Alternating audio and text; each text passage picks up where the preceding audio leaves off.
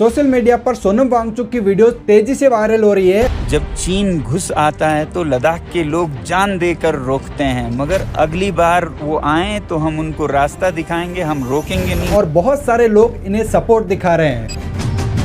लेकिन इस वीडियो में हम जानेंगे कि आखिर क्यों बीजेपी सरकार लद्दाख की मांगे नहीं मान रही है, आखिर क्यों मोदी सरकार लद्दाख को स्टेटहुड नहीं दे रही है और 6 शेड्यूल में भी नहीं डाल रही है। कुछ यूट्यूबर्स और मीडिया ने तो इस मुद्दे को अलग ही अंदाज में पेश कर दिया है, फेक न्यूज फैलाई जा रही है और बस तमाशा बनाया जा रहा है। हमारे देश में आज भी सरकार को ये बताने के लिए कि जो बातें मांगी जा रही है वो सीरियस है, उसके लिए किसी न किसी आदमी को जान देनी पड़ती है। At least 4 people have been killed, 80 others left injured in Ladakh as protesters demand full statehood for the Union Territory and protection of jobs and land. और हाँ, मुझे किसी भी पार्टी से पैसा नहीं मिला है और ना ही मैं किसी पार्टी से इन्फ्लुएंस हूँ।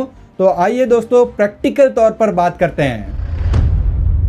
अब वैसे तो लद्दाख में ये प्रोटेस्ट पिछले 5 साल से शांति से हो रहा है, लेकिन अब ये मुद्दा काफी बड़ा हो चुका है। इसके चलते 4 लोगों की मौत हो चुकी है और 80 से ज्यादा लोग घायल हो चुके हैं। मरने वाले व्यक्ति में एक आर्मी का भी था। साथ ही सोनम वांगचुक को भी इस प्रोटेस्ट के सिलसिले में गिरफ्तार कर लिया गया है। और ये बेसिक चीजें आपको ऑलरेडी पता ही होगी। तो चलिए पहले बात करते हैं कि लद्दाख के लोग क्या मांग रहे हैं और फिर बात करते हैं कि आखिर बीजेपी सरकार इन्हें क्यों नहीं दे रही है। और लास्ट में बात करेंगे कि कैसे मीडिया और पॉलिटिक्स ने इस इश्यू को पूरी तरह इग्नोर कर दिया है और फेक न्यूज फैलाई जा रही है। अब प्रैक्टिकली अगर देखा जाए तो लद्दाख की 4 मांगे हैं। पहली चीज है कि वहां पर अनएम्प्लॉयमेंट बहुत है। लद्दाख में अनएम्प्लॉयमेंट रेट 22% के आसपास है, जो नेशनल लेवल से लगभग डबल है। और वो चाहते हैं कि थोड़ा सा एम्प्लॉयमेंट बढ़े, थोड़ा सा रोजगार बढ़े। और उनकी दूसरी मांग है कि उन्हें लोकसभा में 2 MP चाहिए। अभी लद्दाख में सिर्फ 1 ही MP है, मतलब कि अगर वो सरकार की फेवर में बोलता है तो लोकल आवाज दब जाती है। इसलिए लद्दाख के लोग चाहते हैं कि 2 MP हो, ताकि उनकी आवाज सुनी जा सके और सही तरीके का प्रतिनिधित्व हो। अब ये दोनों डिमांड इनकी मेन डिमांड नहीं है।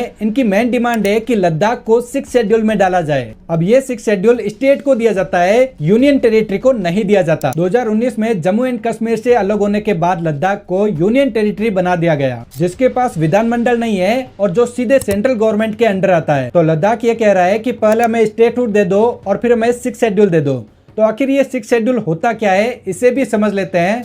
6 शेड्यूल हमारे इंडियन कॉन्स्टिट्यूशन का एक स्पेशल पार्ट है, जो नॉर्थ ईस्ट के ट्राइबल एरिया जैसे असम, मेघालय, मिजोरम और त्रिपुरा को दिया गया था। इसके तहत लोकल लोगों को अपने एरिया में अपने कानून बनाने का अधिकार मिलता है, जैसे लैंड, फॉरेस्ट, पानी, हेल्थ और कल्चर से जुड़े फैसले वो खुद ले सकते हैं, दिल्ली या सेंट्रल गवर्नमेंट नहीं। अब सोनम वांगचुक और वहाँ के लोकल लोगों का कहना है कि वहाँ पर मोस्टली ट्राइबल लोग रहते हैं और वो लोग चाहते हैं कि उनकी परंपरा, उनकी संस्कृति को वो प्रोटेक्ट करके चले। वो नहीं चाहते कि बाहर के लोग लद्दाख की जमीन को खरीदे और उनके कल्चर को खराब करे। तो कुल मिला के इनका कहना है कि ये लोग तो दिल्ली, मुंबई, बेंगलोर कहीं पर भी जमीन ले सकते हैं, लेकिन हम लोग जो लद्दाख के बाहर के हैं वो लद्दाख में जमीन नहीं ले सकते हैं। वैसे अभी तक लद्दाख 6 शेड्यूल में नहीं आता, बट स्टिल वहाँ के लोग जितना भी पैसा कमाते हैं उनको इनकम टैक्स देने की कोई जरूरत नहीं है। उनको इनकम टैक्स की पूरी रिबेट मिली हुई है और ये चीज 6 शेड्यूल के ना होने के बाद भी है वहाँ पर। अब 6 शेड्यूल के तहत लद्दाख के लोगों को ऑटोनोमस पावर मिल जाएगी, जैसे वहाँ की जमीन, पानी, फॉरेस्ट, हेल्थ और लोकल पुलिसिंग पर कंट्रोल मिल जाएगा। सिंपल शब्दों में ये है कि 6 शेड्यूल मिलने के बाद दिल्ली डिसाइड नहीं करेगा कि लद्दाख में क्या होगा, लद्दाख के लोग खुद डिसाइड करेंगे। तो लद्दाख के लोग चाहते हैं कि उन्हें पावर दी जाए जिससे वो सारी चीजें कंट्रोल कर सके, और बीजेपी ये नहीं चाहती कि इन लोगों के पास वो पावर जाए। सोनम वांगचुक साफ शब्दों में वायलेंस को कंडेम करते हैं और साथ में ये भी कहते हैं कि मोदी सरकार युवाओं को नौकरी ना देकर और 5 बार उनके पीसफुल प्रोटेस्ट को नजरअंदाज करके ये सिचुएशन क्रिएट करी है। जब वो शांति को अनसुनी कर दें, 1 बार अनशन, 2 बार अनशन, 5 बार तक अनशन करे, कोई ले से दिल्ली तक पैदल चले आए शांति से और उसका भी कोई अनसुना कर दे, तो फिर इस तरह के हालात आते हैं। सबसे पहला प्रोटेस्ट हुआ था सितंबर 2020 में। इन प्रोटेस्ट को फिर कॉल ऑफ कर दिया गया जब अमित शाह ने इन लोगों के साथ मीटिंग करी और प्रॉमिस किया कि इनके वादे को पूरा करेगी, लेकिन कोई एक्शन नहीं लिया गया। तो लगातार प्रोटेस्ट होता है और सितंबर 2024 में सोनम वांगचुक के साथ लोगों ने 1000 किलोमीटर की पद यात्रा करी।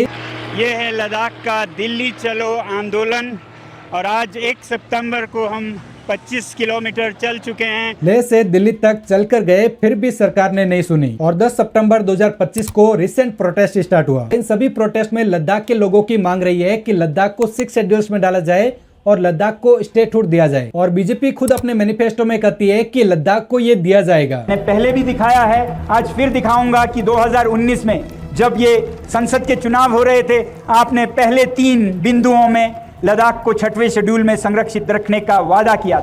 तो अब बात करते हैं कि आखिर बीजेपी सरकार लद्दाख को ये पावर क्यों नहीं देना चाहती है। इसके भी 4 रीजन है। पहला कि लद्दाख एक बॉर्डर रीजन है चाइना के बिल्कुल पास। सरकार का ये कहना है कि लद्दाख को अगर ये पावर मिल गई तो आर्मी मूवमेंट, रोड कंस्ट्रक्शंस और डिफेंस प्रोजेक्ट्स मुश्किल हो जाएंगे, क्योंकि हर डिसीजन के लिए वहाँ की लोकल अथॉरिटी से परमिशन लेनी पड़ेगी। जैसे कल को चाइना को काउंटर करने के लिए आसपास सड़क बनानी हो तो 6 शेड्यूल के बाद वहाँ की लोकल अथॉरिटी से एक्सेस लेना होगा। तो क्योंकि बॉर्डर स्टेट है तो बीजेपी सरकार नहीं चाहती है कि लद्दाख इतनी ज्यादा पावर होल्ड करे। अब वैसे देखा जाए तो 4 स्टेट को 6 शेड्यूल दिया गया है, जिसमें से 2 ऑलरेडी बॉर्डर स्टेट है, असम, मेघालय, मिजोरम और त्रिपुरा। पर बीजेपी का कहना है कि वहाँ की जो बॉर्डर है वो चाइना की बॉर्डर नहीं है। चाइना की बॉर्डर और पाकिस्तान की बॉर्डर थोड़ी सी क्रूशियल बॉर्डर है, तो यहाँ आर्मी और सेंट्रल एजेंसीज का डायरेक्ट कंट्रोल चाहिए होता है ताकि सिक्योरिटी डिसीजन तुरंत लिया जा सके। और दूसरा रीजन है कि लद्दाख की पॉपुलेशन बहुत कम है, अराउंड 3 लाख। इतनी छोटी पॉपुलेशन के लिए अलग से स्टेट बनाना एडमिनिस्ट्रेटिवली कॉस्टली होगा और सेंटर के हिसाब से यूनियन टेरिटरी मॉडल बेटर है। और तीसरा रीजन एक ये भी बताया जा रहा है लद्दाख को स्टेटहुड ना दिए जाने का, कि लद्दाख में मोस्टली पॉपुलेशन मुस्लिम की है 46%, उसके पास बुद्धिज्म आते हैं 39.7% और 13% के आसपास हिंदू है। और अभी लद्दाख में बीजेपी का बेस बुद्धिज्म एरिया यानी लेह में है, जबकि कारगिल जो मुस्लिम एरिया है वो बीजेपी के खिलाफ है। इसलिए दिल्ली को लगता है कि स्टेटहुड से पॉलिटिक्स बैलेंस बीजेपी के हाथ से निकल सकता है, क्योंकि स्टेटहुड में मेजोरिटी रूल चलता है और इसलिए सेंटर को कंट्रोल लॉस होने का डर होता है। और चौथा रीजन है कि उनको मैनिपुलेट किया जा सकता है। चाइना और पाकिस्तान के इन्फ्लुएंस से ऑटोनोमस बॉडी का मिसयूज ना हो जाए और ये टेक ओवर ना कर जाए। ये चीज कश्मीर में भी हुई थी 1989 और 1990 में, जब वहां पर आर्टिकल 370 था और हमारी सरकार वहां पर ज्यादा कुछ कर नहीं पा रही थी। पर क्या ये चीजें सोनम वांगचुक को नहीं पता, जो इतने सारे नोबेल पुरस्कार जीत चुके हैं? आर्मी के लिए इतना काम किया, ग्रीन एनर्जी के लिए इतना काम किए हैं। 3 इडियट्स मूवी का किरदार भी इन्हीं से इंस्पायर्ड है। पिछले 5 साल से साइलेंट प्रोटेस्ट कर रहा है वो आदमी, तो क्यों आखिर इन सब चीजों के अगेंस्ट प्रोटेस्ट कर रहा है सोनम वांगचुक? क्या वो सच में देशद्रोही है? क्या वो सच में देश के खिलाफ सोच रहे हैं? तो देखो, ऐसा तो बिल्कुल भी नहीं है। अपने सोनम वांगचुक की काफी सारी वीडियोस देखी होगी जो कट करके क्लिप को वायरल की जा रही है। जब चीन घुस आता है तो लद्दाख के लोग जान देकर रोकते हैं, मगर अब अगर भारत सरकार हमारे लिए कुछ नहीं कर रहा है तो अगली बार वो आए तो हम उनको रास्ता दिखाएंगे, हम रोकेंगे नहीं, हम जान क्यों दे। लेकिन इनकी पूरी वीडियो ये है। और यहाँ के एक फेमस कॉमेडियन है जिन्होंने कहा कि जब चीन घुस आता है तो लद्दाख के लोग जान देकर रोकते हैं, मगर अब अगर भारत सरकार हमारे लिए कुछ नहीं कर रहा है तो अगली बार वो आए तो हम उनको रास्ता दिखाएंगे, हम रोकेंगे नहीं, हम जान क्यों दे। और लद्दाख के लोग हर बार की तरह भारत की रक्षा करते रहेंगे, सैनिकों की तरह। जय हिंद, जय भारत। लद्दाख के लोग चाहते हैं कि वहाँ पर सस्टेनेबल ग्रोथ हो, वहाँ पर माइनिंग्स ना हो, पर बीजेपी गवर्नमेंट ये नहीं चाहती है। अब सरकार लद्दाख के लोगों से इनकम टैक्स तो कलेक्ट कर नहीं रही है और सरकार के पास जो भी टैक्स का पैसा आता है वो अलग अलग स्टेट को बांट दिया जाता है उनके डेवलपमेंट के लिए। अब सेंट्रल गवर्नमेंट तो यही चाहेगी कि हर स्टेट की जीडीपी बढ़े, वहाँ की एम्प्लॉयमेंट बढ़े, कंपनीज आए, एम्प्लॉयमेंट बढ़े, बिजनेस जाए, माइनिंग हो। जिस स्टेट में जो रिसोर्सेज हो उसे कैपिटलाइज किया जाए और पैसा बनाया जाए, क्योंकि सरकार का यही काम होता है देश की तरक्की करवाना पैसों के अंदर। तो देश के अंदर जितनी भी अपॉर्चुनिटीज है वो एक्सप्लोर तो करेंगे ही। अब लद्दाख के अंदर खनिज बहुत है और बीजेपी सरकार चाहती है कि वहाँ पर माइनिंग की जाए, उन्हें बेचा जाए और कैपिटलाइज किया जाए, वहाँ पर नई नई कंपनीज लाई जाए, नई इंडस्ट्रीज लगवाई जाए। और लद्दाख के लोग ये नहीं चाहते हैं, वो चाहते हैं कि उन्हें प्रोटेक्ट होके रहना है। अब सोनम वांगचुक जो लद्दाख में रहते हैं उन्हें वहाँ की ग्राउंड रियलिटी अच्छे से पता है, वहाँ की कंडीशन को वो अच्छे से जानते हैं। उन्होंने वहाँ पर आइस स्तूपा बनाया, आर्टिफिशियल ग्लेशियर, जिससे पानी का क्राइसिस सॉल्व हुआ, किसानों की लाइफ चेंज हुई। इन्होंने solar power heating home design किया जो -30% टेम्परेचर में भी गर्म रहते हैं, वो भी बिना फ्यूल के। तो हो सकता है कि उन्हें अगर लगता है कि लद्दाख में अगर तेजी से डेवलपमेंट किया जाए तो लद्दाख को लॉस हो सकता है, पर सरकार डेवलपमेंट और पैसे के हिसाब से सोच रही है और इस वजह से कुछ यूट्यूबर्स और मीडिया की वजह से इन्हें एंटी इंडिया कह दिया जाता है। लेकिन इश्यू बस दोनों के आइडियोलॉजीज का है, मतलब की विचारधारा का। तो दोस्तों, ये था हमारा वीडियो। आई होप कि आपको ये वीडियो जरूर से पसंद आया होगा। पसंद आया हो तो जरूर से लाइक कीजिए, चैनल पे नहीं हो तो जरूर से सब्सक्राइब कर लीजिए ऐसे ही वीडियोज आगे देखने के लिए। चलिए दोस्तों, अभी मिलते हैं नेक्स्ट वीडियो में, तब तक के लिए जय हिंद, जय भारत।